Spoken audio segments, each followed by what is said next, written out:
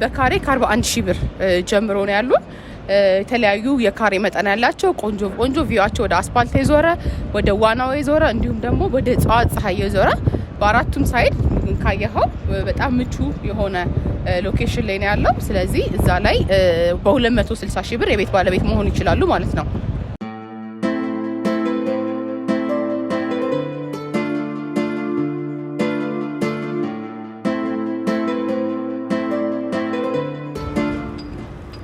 ሰላም ጤና ይስጥልን የኢትዮ አድቨርት ዩቲዩብ ተከታታዮቻችን በሙሉ እንዴት ናችሁ?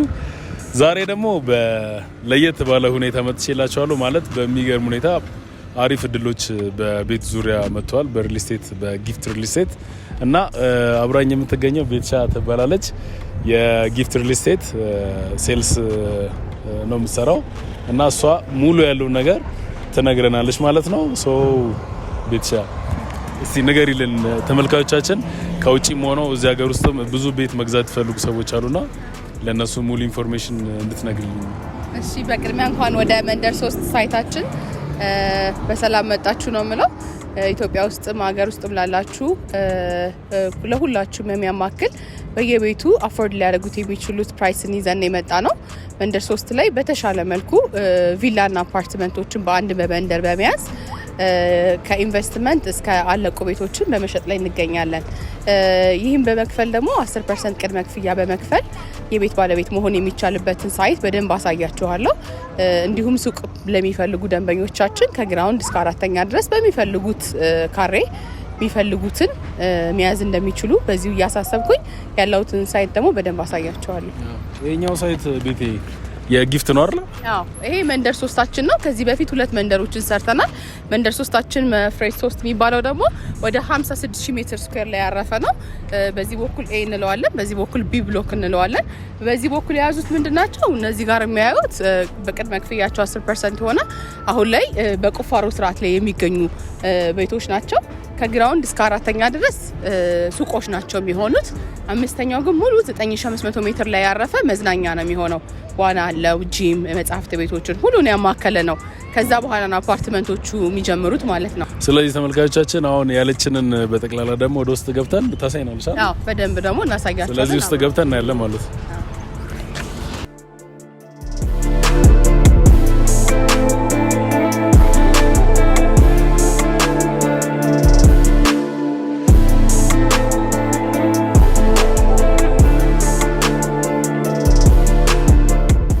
እሺ ተመልካቾቻችን አሁን ደግሞ ትልቁ ህንጻ ውስጥ ገብተናል። ትልቁ ህንጻ ላይ ግራውንድ ላይ የሾፒንግ ኤሪያ ይመስላል። እስቲ ቤቴ ንገሪና አንቺ። እሺ፣ ይሄ ቢልዲንጋችን G+14 በመባል ይታወቃል።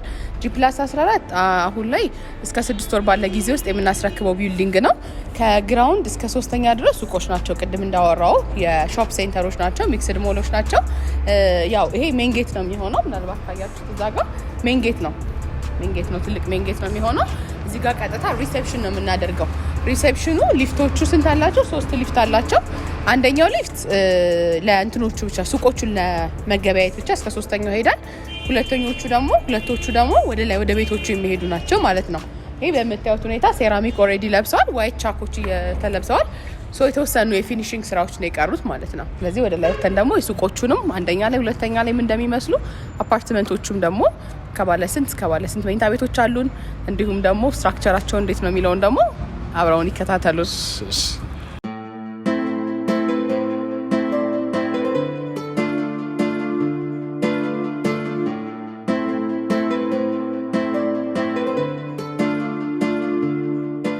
ተመልካቾቻችን በጣም ነው የሚያምረው። እንደምትመለከቱት ቪው ራሱ እኔ ራሴ በጣም ነው ያማረኝ። ቦታው በጣም ነው የሚያምረው። ቤትሻ በጣም ለመኖሪያ ምቹ ነፋሻማ የሆነው ላይ አያት ላይ ነው የምንገኘው ሎኬሽናችን። ይሄ መንገድ ደግሞ በጣም ብዙዎች የሚወዱት ስፔሻሊ ለሱቅ ተመካሪ ሆነው በሁለቱም ዋኪንግ ያገኛቸዋል። ይሄኛው 30 ሜትር ነው። ቀጥታ ከሲሲዲ ይመጣል ያልኳችሁ መንገድ ላይ ከሲሲዲ ከጣፉ ቀጥታ ይመጣና መጨረሻ ቦሌ ኤርፖርት ነው።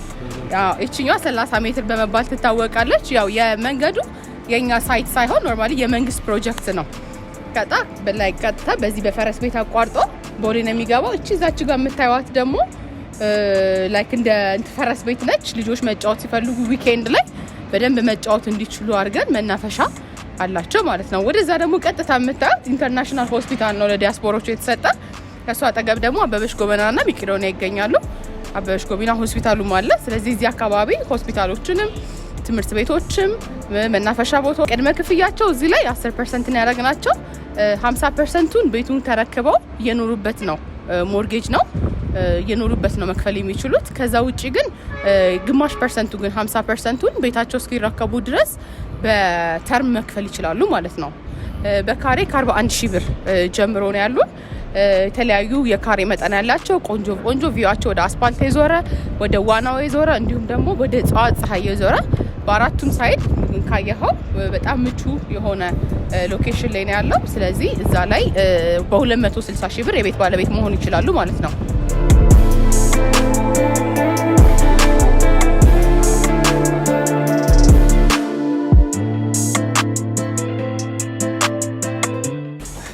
እሺ ስንተኛ ፎቅ ማለት ነው? ስንተኛ ፍሎር ነው? አራተኛ ላይ ነው ቤቶች የሚጀምሩት። እስከ 3 ቅድም ያየናቸው ሱቆች ናቸው። አራተኛ ላይ ሀይ ብሎ ቤቶች ይጀምራል ማለት ነው። እዚህ ቢልዲንግ ላይ G+14 እስከ 6 ወር ምን ሰጣው ቤት ነው። ከዚህ ከፍሎር ከዚህ አንድ አባወራ ከሊፍት እንደወረደ 4 አባወራዎች ይኖሩታል። ቀጥታ ለምሳሌ ይሄኛውን ቤት ብንሄድ ይሄ ካሬው 136 ካሬ ሜትር ስኩዌር ላይ ያረፈ ቤት ነው። ቀጥታ ስትገባ ምናልባት እንግዳ እዚህ ጋር ካለ ኮት ማስቀመጫ አለን። ይሄ ሳሎናችን ነው። ጣራው ትንሽ ከፍ ያለ ነው፣ ለብርሃን ይመቻል። እንዲሁም አየር ለመግባትም ምቹ ነው። ቤት እንዳይጨልም ያደርጋል የጣራ ከፍታ። እዚህ ጋር ደግሞ 2 ኪችኖች አሉ። ምናልባት ማየት ከቻላችሁ እቺኛዋ ትራዲሽናል ኪችናችን ነች። ወጥ ቤት፣ እንጀራ፣ ቡሃ፣ እቃ ምናምን ነገሮችን እዚህ ማከናወን ይቻላል። ተጨማሪ ደግሞ ይሄ ሞደርን ኪችናችን ነው። የዚህ ቤት አባወራዎች ምናልባት ስላልፈለጉት እንደዚህ ክሎዝድ እንዲደረግ ተደርጎ ነው። ግን ምንድነው ሙሉ ማለት ነው።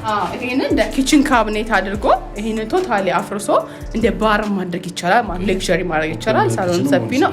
ኦፕን ኪችን ሆኖ ባርም ኦፕን ኪችን ማድረግ ይቻላል ማለት ነው። 2 ኪችን ያላቸው እነዚህ ቤቶች ላይ ማለት ነው። ወደዚህ ደግሞ ስናይ ምን እናያለን?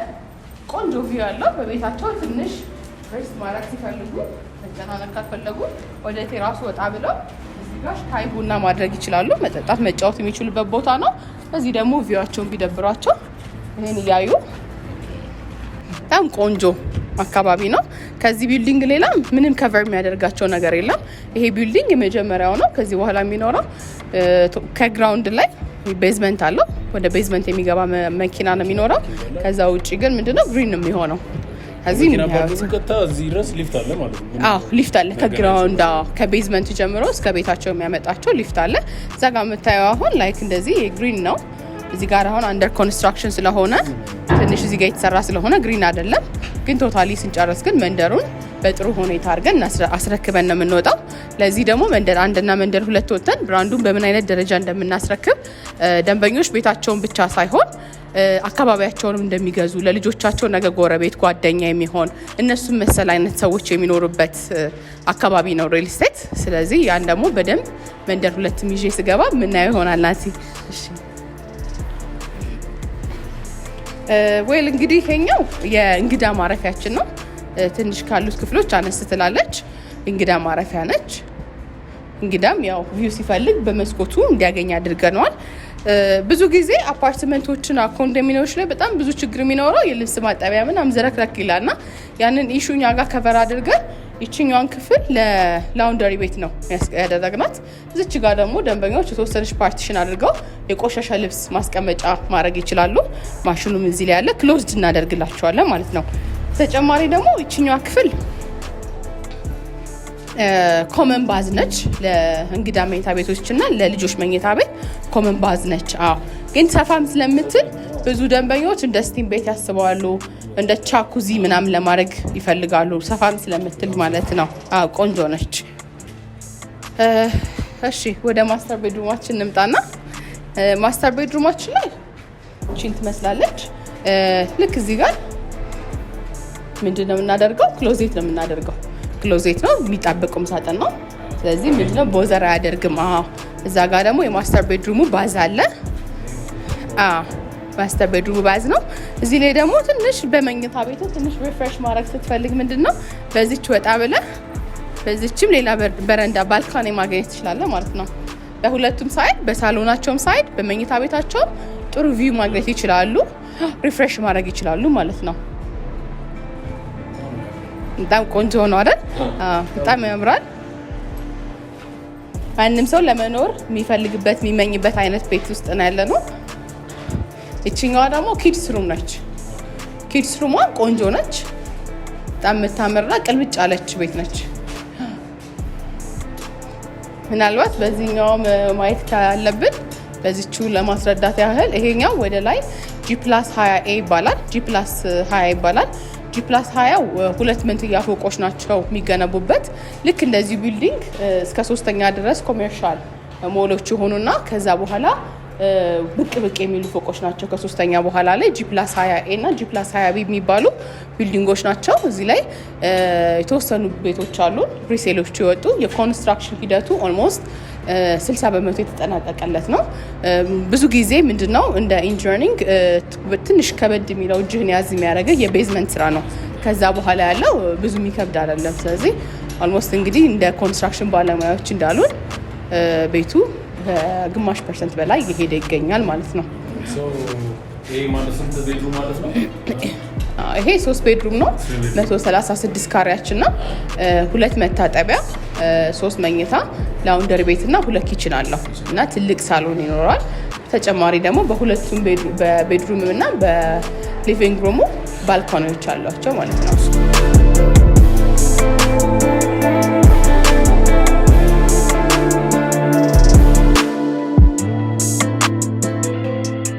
እዚህ ጋር ግራውንድ ፕላስ 1 ቤቶችም አሉ። በጣም የሚያማምሩ በጣም ቆንጆዎች ናቸው ማለት ነው። ያው ኦልሞስት አንተ ብለኸዋል። ይሄ ቢልዲንግ ከተገነባ 6 ወሩ ነው። ቅድም እያወራሁት ነበረ። ቻይኖች ስለሚሰሩት ወደ 24 ሰዓት ነው የሚሰራው። ያው የቤታቸውን ፍላጎት ለማሟላት እና በቃላችን ለመገኘት 24 ሰዓት እየሰራ እንገኛለን።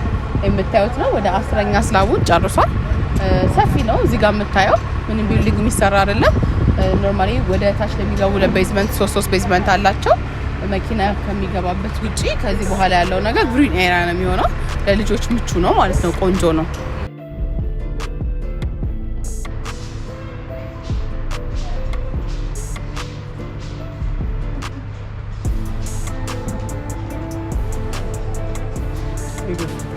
እሺ አሁን ደግሞ የት ነው የምንገኘው? ቤት ሲሆን ይሄኛው የዱፕሌክስ ሳምፕል ሩማችን ነው። አክቹሊ አሁን ዱፕሌክሶችንም ከፍ አድርገን ነው። በፊት ግራውንድ ላይ ቤቶች ነበሩን። አሁን ግን ትንሽም ስለሚጨልሙ ግራውንድ ላይ ቤቶች ከፍ ማድረግ ጀምረናል። ሶ ምንድነው ይሄ እንደ አንዳንዴ ደንበኛ ሲመጣም እንደ ማረፊያ የምንቀበልበት ሩም ነው። ከቢሮ መጥቶ ሳይት ላይ ትንሽ ስለሚደክምም ያለውን ነገር ሀስሉ እሱን ለመቀነስ አንዳንዴ እዚህ ያው ውሃም ለመጋበዝ ያህል እንዲመቸን ብለን ነው። እስቲ ሱፍን ምን እንደሚመስል እንደ ግብአት እንዲያዩት ያህል ያው ይህ ቤት ላይ እንደምታዩት እዚህ ጋር እንግዳ ማንኛውም እንግዳ መጥቶ እጁን የሚታጠብበት ክፍል ነው። ሀፍ ሻወር እንላታለን። ሀፍ ሻወር ነች። ይሄ ኪችናችን ነው። ኪችናችን ይሄን ይመስላል። አሁን ላይ ደግሞ ሌተስት የሆኑ ስለመጡ ምንድነው የኪችን ካቢኔታቸው በጣም ሞደርን አሉ። እነሱ መጠቀም ይቻላል። እዚህ የምታያቸው ሴራሚኮቹ በተሻለ መልኩ አሁን ላይ እያስተካከልን መተናል ማለት ነው። ይችኛው ኦፕን ኪችን ነች። ኦፕን ኪችን ማድረግ ይቻላል። ኖርማሊ የውስጥ ኢንቴሪየር ዲዛይናቸው በእነሱ በደንበኛው ፍላጎት ይወሰዳል ማለት ነው። ላውንደሪ ሩም ነች። እቺ ደግሞ እንደ ደንበኛው ፍላጎት ይወሰናል። ይችኛው አንዳንዶቹ እንደ ሜድሩም ይጠቀሟታል፣ አንዳንዶቹ ደግሞ እንደ ስቶር ክፍል መጠቀም ይችላሉ ማለት ነው። አማራጮች አሉ። ኮሪደሩ በጣም ሰፊ ነው፣ ምቹ ነው። ደልቀቅ ብለህ በቤት ዘና የምትልበት አይነት ነው። ይሄኛው ሊቪንግ ሩማችን ነው፣ ማየት ይቻላል። ሊቪንግ ሩማችን ነው። ያው በጣም ሰፊ ነው፣ ቆንጆ ነው፣ ምቹ ነው። ይሄኛው 130 ካሬ ሜትር ላይ ያለፈው። አዳዲስ ዱፕሌክሶች ግን 151 ካሬ ሜትር ላይ የሚያርፉ ናቸው። በጣም ሌተስት የሚባሉ ነው። ቆንጆ የደረጃ አወጣጣቸው ሁሉም መኝታ ቤቶቻቸው ኦፊስንም ጨምረን ቆንጆ የሆነ ቤት ነው እየገነባን ያለነው።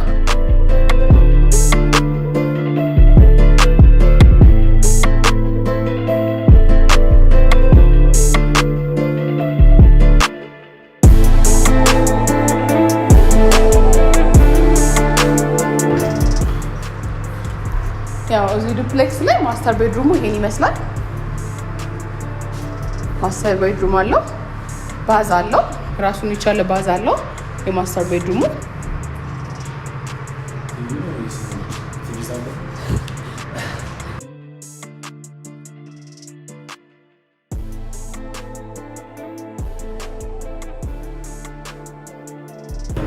እሺ ይሄኛው ክፍል የልጆች መኝታ ቤት ነው። ትንሽ አነስ ትላለች። ለማረፊያ ነች። ትንሽ አነስ ትላለች። ቆንጆ ነች። ወደዚህ ደግሞ ፊት ለፊቷ ምንድነው እዚህ ጋር የልጆች መኝታ ቤትና የእንግዳ ማረፊያ ኮመን ባዝ አለው። እዚህ ጋር ደግሞ ሁለተኛ ኮመን ባዝ አለው እና ባልካኒም አላቸው በመኝታ ቤቶቹ በኩል። እዛ በኩል ከፍተህ የምታየው ባልኮኒ ያለ መናፈስ ስትፈልግ ማለት ነው። ይሄ ያው ቆንጆ ቁም ሳጥን ነው። የታስት ነው ኮመን ባዛችን ይሄ ነች።